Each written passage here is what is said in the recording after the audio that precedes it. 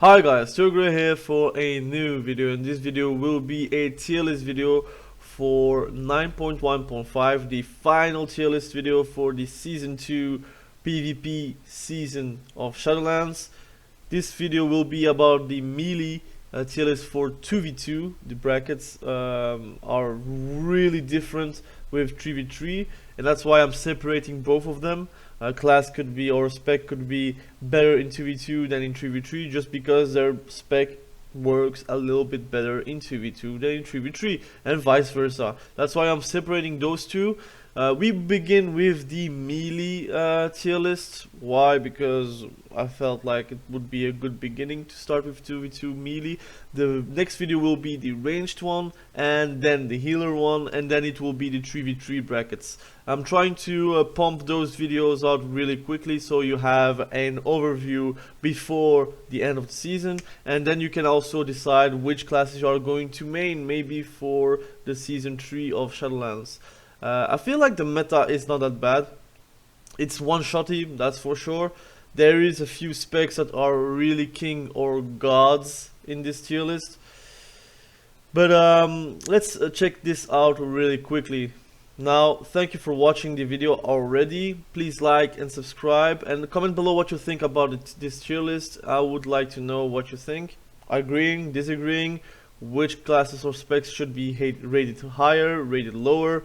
Let me know in the comment section below. So we are back with this tier list, and of course we are going to discuss this tier list for 2v2 Shadowlands Season 2, and I'm going to explain the tiers that I've made. So God tier, S tier, A tier, B tier, and C tier. C tier means that you are under average, so B tier is average, A tier means it's great, and S tier it means that it's meta, so it's actually those classes are pretty much the ones that you need to play if you want to play the meta. And God tier, it means that it is the king of meta. It is the one that needs to get nerfed by any means necessary. I think everyone knows that it is the arms warrior at God tier. I don't know, it is a combination of damage, a lot of consistent damage and burst damage, but also the utility, intervene, reflect. You can also mass reflect, anti-CC, CC, self-peel, defensives. You have loads of things as an arms warrior that a lot of classes would like only one thing. Yeah, I don't know, I feel like if you need to nerf something from arms, it would be the damage, or at least the sudden death talent with the defensive stance. I think those two are making arms like obnoxious to play versus. If you are like winning the matchup and you're doing alright, they are going to go defensive stance all game long, and then I don't know, they still have a lot of damage, and then sudden death makes it really hard to actually judge when they are going to burst, because actually they get a proc and then you get 20k executed on your face. I don't know, I feel like they have a little bit too much of everything. That's why if you want to nerf something, nerf the damage, not the utility. Then it's still desirable in 2s, desirable in 3s, but you won't get one-shotted by a class that has like too much uptime on you. Like a charge of 10k damage is way too much. An execution of 25k, 24k, even saw 32k last day. It's way too much. It's undoable, unhealable. Sometimes as a healer, because I play Restored Druid also, I sometimes feel it's unhealable. Like you need to cyclone or root them, but the enemy healer or the enemy DPS is not going to let me do it, of course. So I don't know, arms warriors, they have too much. So but I guess it's fun. I don't really like this class. I liked season 1, but I like to play Fury, not arms. But now I feel like Fury is way too behind versus arms, so whatever. Assassination rogues, S tier, they are like great damage, consistent damage, burst damage, control, They have everything that the class wants to have. You need to pair it with a healer, so if you're playing Assassination Rogues, please play with a Resto Shaman, with a Disc Priest or a Holy Priest. You will have loads of control and loads of win conditions, and your damage is really high and your uptime is really high. You can compare it with a warrior. It's actually a warrior playstyle, since you're always going ham, always going near the target. Like, you're not going to go for resets as much as a Sublety Rogue, for example. So the only thing I see you will have difficulties with is playing versus hunters with the legendary Craven stratagem. You're going to get like your bleeds and your poisons off every 15 seconds. It's a bit annoying, but you can play versus that just by going to the healer, playing versus the healer, and try to kill the healer instead of DPS. But it's a mentality switch that you need to do as an Assassination Rogue. Enhancement Shaman, I play it a lot. Really, I like it. I really like the burst damage that it can provide. I think the consistent damage is not that high. It's a bit of a DK, but better. So for me, it's A tier. They could be very well be S tier, but for me, A tier, because if you compare it with other classes, I think it gets very fast, very easily. Okay, the heals can be very obnoxious, but it can only heal 4 times in a few seconds. Then it needs to regen the mana. While, for example, Paladin, they can do free healing with Word of Glory. The Shaman doesn't have that. So I think it's a balanced class. That's why it's A tier. It's a great spec. It's fun to play. You can play it with a healer, you can play with a DPS. I recommend with a healer, because then you will do more uptime on the targets, while if you're playing with a DPS, often than not they are going to go ham on you, so you will need to kite a lot more, you will need to heal yourself a lot more, play defensive a lot more. So yeah, I like Enhancement, and I think Season 3 will be the season for Enhancement Shaman. So looking forward to that. Feral Druids, S tier, they are very good. They have like 3 great Covenant specs, like Night Fae, Kyrian, and Necrolord. All 3 specs play differently. You can play with a healer, you can play with a DPS. If you play with a healer, you can go ham a lot more. You can be more aggressive. If you play with a DPS, often than not, you're going to be bare form like 50% of the time. But you have the possibility to burst anytime, anyway, with your Feral Druid, so it's very good to play as a Feral Druid. I don't really like the playstyle, to be honest. I prefer Feral Druid like in Wrath of the Lich King or Cataclysm, but I don't know, they need to change something to make me actually play Feral Druid a lot more. I like to play the Convoke Legendary, I like to play without the Convoke Legendary, but often than not, it's all like preference. So Feral Druid, S tier. I still think it has a lot of natural enemies, but often than not you can play with a good choose partner and make up for those difficulties. So it's all good. Frost DK, the first B tier spec. For me it's C tier, but I'm putting it B tier just because it still has the burst damage. You can still surprise a lot of people, but the consistent damage is so low that without Pillar of Frost you're going to kill no one. Like, it's even worse than a non-combustion Fire Mage. I mean, Fire Mages has Ring of Fire, has Polymorphs, has a lot of CC that you could actually do while you are not in Combust, but Frost DKs, I think it's a really good 3v3 spec, but in 2v2 they like a lot of natural things, so it's a B tier. Our first C tier spec is Fury Warrior. Unfortunately, I played a lot of Season 1 Fury Warrior. I think it was better, but now with the burst damage that it actually provides in Season 2, like overall, you get like bursted by anyone. Like,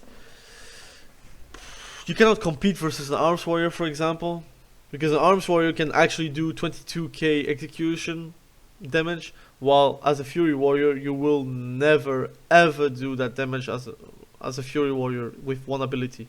Never. I still think that they need to change a lot of things. I think they need to give a bit more utility, a bit more defensives to the Fury Warrior, and get those defensives away from arms, like away or nerfed, and maybe nerf a bit the damage of Fury Warrior as a compensation. But really, they need the defensive stance. For example, they need a lot of like die by the sword. I don't know why Fury Warrior doesn't have die by the sword. They have like that gimmicky and enraged regeneration, which is actually not that good versus a few comps. Like if you're playing versus Disc Priest with Venthe mind games, you're pretty much screwed because you cannot press buttons. You will need to wait for a dispel, and then you will get maledicted by someone, and you're pretty much dead. So. DH, another A tier spec. I think it could be S tier, but for me it lacks a few things to make it S tier. It is very good with a healer though. You have Necrolord, which gives you a lot more sustain, or you could go for Night Fae for the big burst the hunt. But I don't know. I feel like it misses something. I think they miss the utility from a warrior, because DH for me it is a warrior without the utility of a warrior. So A tier, it deserves A tier. I don't think people will be mad for that. But remember, A tier means it is a great spec to play. It is not bad. Average is B tier, and actually bad is C tier. I still think Fury Warriors are not bad in twos. I just think it's like underperforming. So Outlaw Rogues, it is in front of Assassination Rogues. I think it is, and in my opinion it is, the best rogue spec at this very moment for twos. Do not sleep on it, it is a lot of damage. You will get kidney shot for 7 seconds, and believe me, 7 seconds, it is long. It's like sitting a sap, it's like sitting a blind, it's like sitting a polymorph. But you can get bursted down. So Outlaw Rogues, very strong. They have loads of control for twos, a little bit less in threes. That's why I'm going to do a separate tier list, because Outlaw Rogues will not be S tier in 3v3, for example. That's a spoiler, but it is what it is actually. So Outlaw Rogues, the best rogue spec. And let's do Subtlety Rogues. They are the worst rogue spec in twos, because they need to play with a mage. I think their potential is unlocked with a mage, but without a mage you lack actually the damage from Assassination. Yes, you can always run away, hit and run, reset, but that's better for threes. That's why Subtlety is a lot better in threes than in twos. In twos, you still need a partner to actually do control for you or damage for you, and the mage is the best of both worlds. You can combust as a mage, you can polymorph as a mage, you can Ring of Frost as a mage, you can do loads of things as a mage that makes it actually work. But with a sub rogue, you are a little bit better, and it's the same for sub rogue. They are a little bit better with a mage than with a healer, for example. That's why Assassination Rogue and Outlaw Rogues are in front of Subtlety Rogues. Retribution Paladin, well, I hesitate between S tier and A tier. S tier, why? Because in lower ranks they don't know, or they don't see the damage that they can do as a Retribution Paladin under wings, but I still think it is avoidable in twos. You can avoid a lot of damage from them. They are not really surprisingly good in twos, because they need a warrior actually in threes. In threes they have a warrior where they can put Necrolord banner, and then you are actually the carry of the team. But in twos you're going to play with a healer or with a DPS, but if you're playing with a DPS, you are going to get like stomped by a lot of teams. Like they are going for you every time, and once you don't have a bubble, you are pretty much going to be dead in the next minute, like 100%. That's why I'm putting it in A tier. It's still very good because you still can do a 20k reckoning, you still do a 20k divine toll, like divine toll in total with all the judgments. You can also do a 20k final verdict and someone dies. But the setup requires buffs, and those buffs are very visible. You cannot miss the wings, you cannot miss Seraphim, for example. So I still think you have obvious counters versus like survival hunters, versus mages, versus warlocks, versus people that actually slow you down. You are like big difficulties. That's why I'm putting it in A tier. But if you are in 3v3s, you will see in the next video where I'm going to put it, but it's nowhere near A tier. It will be higher. So survival hunters, they this is the best S tier spec. It is slept on. It is a very good spec, very strong, very survival. And if they are paired with a Restore Druid, you are a god tier comp. Like, I'm not going to speak about a god tier spec as a survival, but trust me, if you are paired with a Restore Druid, that you are actually coordinated well for the cross CCs or CCs, you can pretty much shut down any team. Like warriors, you can win versus them, you can win versus rogues, you can, like, it's instant win versus affliction warlocks, instant win versus feral druids, instant win versus assassination rogues. You have loads of possibilities as a survival hunter just because of your legendary. So that's why I put it in S tier, above everyone and anyone else. Now let's talk about Unholy DK. It's also B tier, but it is the little brother from Frost DK. They are the opposite from each other. Unholy DK, they have great consistent damage, but they lack the burst damage in 2s. That's why it's better in 3s also. But they don't have the burst to actually sustain kills like that you could have with other classes. And Frost DKs, they have great burst damage, but their consistency is very lackluster, and you are stoppable. Like, burst damage is stoppable by CC, while consistent damage is not stoppable, but you will lack the execute damage that you can have with another class. That's why if they fuse together, they might be the ultimate class. But then again, I don't know what Blizzard do with those two classes. It feels bad to play DK at the moment. If in 3v3 you are like the support class, like your warrior is the superstar of the team, your monk is the superstar of the team, your boomkin is the superstar of the team, but as a DK you are just there for grabbing abomination limb. I don't know.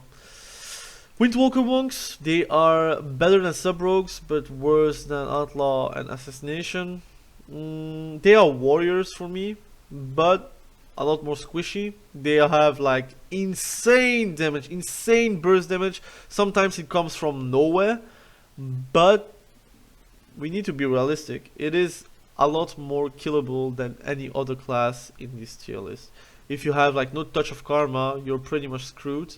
Yes, you can be good versus a few comps just because you are a better spec.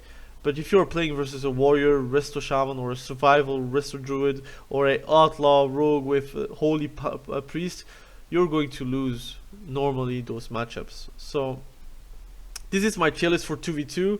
I hope you can agree with me. If you disagree, please comment below where and what you disagree with.